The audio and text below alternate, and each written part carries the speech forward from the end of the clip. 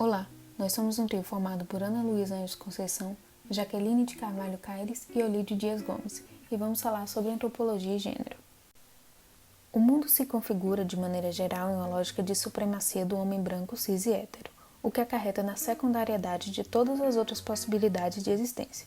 Nessa perspectiva, a antropologia se ocupa também de adentrar as questões de gênero. Nesse vídeo, apresentaremos diferentes contextos afetados pela desigualdade de gênero, a saber, violência de gênero em telenovelas, violências contra mulheres em tempos de Covid-19 e relações de economias sexuais ou afetivas. Na década de 90, a socióloga Heilette Safioli aponta que a violência é característica das relações de gênero no Brasil.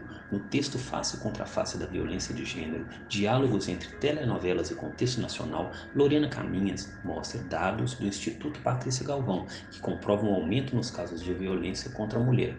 E segundo o relógio da violência do Instituto Maria da Penha, as principais formas de violação sofridas são física, verbal, sexual, moral, patrimonial e psicológica, e se mostram em atos de humilhação, perseguição, morte por faca ou arma de fogo, espancamentos e outros. Para a antropóloga Faye Ginsburg, a televisão é um medidor de imagens e discursos sociais e evidencia os relatos construídos sobre a organização das pessoas e suas relações em determinados contextos históricos, culturais e políticos. O artigo aborda telenovelas da Rede Globo, apresentadas em horário nobre entre 2000 e 2018, cujo enredo promoveu o debate sobre a violência de gênero. Após a implementação da Lei Maria da Penha em 2006, foram ao ar 11 novelas com a temática, retratando a importância das tramas ao trazerem para o cenário público e promoverem a discussão do assunto em meio à sociedade e estimularem denúncias nas delegacias de mulheres. A amostra escolhida foi composta por 5 telenovelas, que mostravam tanto a violência doméstica quanto a punição sofrida pelas vilãs, evidenciando que há uma distorção na forma como o fenômeno é retratado, pois propõe a proteção de algumas, as boas mulheres, deixando outras à vulnerabilidade, as vilãs. Assim, no primeiro núcleo, as agressões são fruto de relações violentas, as mulheres são boas esposas, enquadram-se nos padrões morais, são fiéis e amam seus maridos. As cenas de xingamento e espancamento são descritas ao longo das tramas. E observamos o segundo núcleo.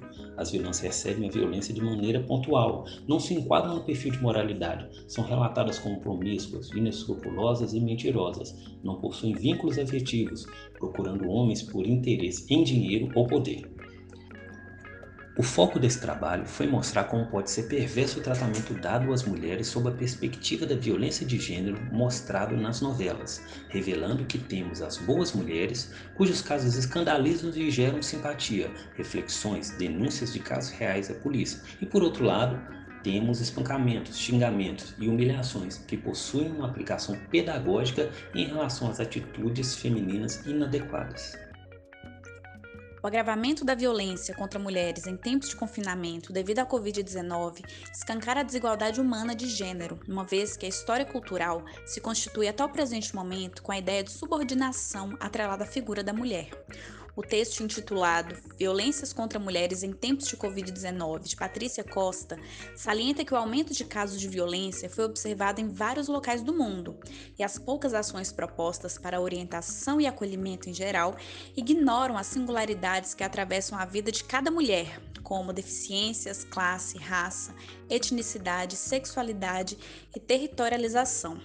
Por exemplo, mulheres menos favorecidas economicamente, que moram em regiões mais afastadas e convivem com muitas pessoas em cômodos pequenos, podem sofrer mais com o confinamento. Outra questão é o atravessamento das questões de raça, que são agravantes importantes para a situação de vulnerabilidade da mulher. Segundo Franz Boas, a estratificação da sociedade em grupos sociais de caráter racial irá sempre levar à discriminação de raça. Como consequência clara disso, as mulheres que mais morrem no país em virtude de crimes de feminicídio são as negras.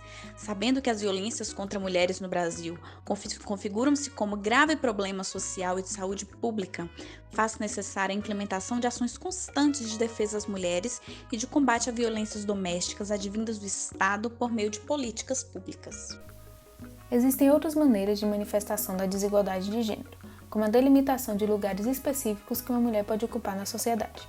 No caso das mulheres de Mataraca e Cabraobó, esse lugar é definido como lugar de cuidado, ou seja, em casa, enquanto os homens trabalham, Como é descrito no texto Usar o Corpo, Economias Sexuais de Mulheres Jovens do Litoral ao Sertão no Nordeste Brasileiro, de Olivari e Garcia.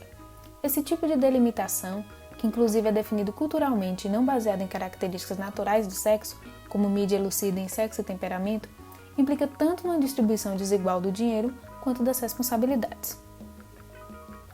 Portanto, cabe à mulher se contentar com um local definido ou buscar outras formas de existência. Uma das formas que algumas mulheres dessas cidades encontram é no uso do corpo, podendo ser um uso assemelhado à prostituição, como vender-se, trabalhar em bar, ou um tipo de uso que é abrangido pela economia sexual, mas cujas particularidades, como a possibilidade de afeto, a não obrigatoriedade do sexo de fato, a incerteza quanto ao pagamento, dentre outras coisas, distanciam a prática de uma prostituição convencional, como é o caso da pedição, relação em que a mulher pede ou aceita dinheiro do homem em trocas que podem ou não envolver uma relação sexual. De toda forma, é inegável que tais formas de uso do corpo são marcadas pelo gênero. Afinal, existe toda uma estrutura que influencia as mulheres a se envolverem nesse tipo de economia sexual/afetiva. Essas foram as referências utilizadas para construir essa apresentação. Agradecemos pela atenção.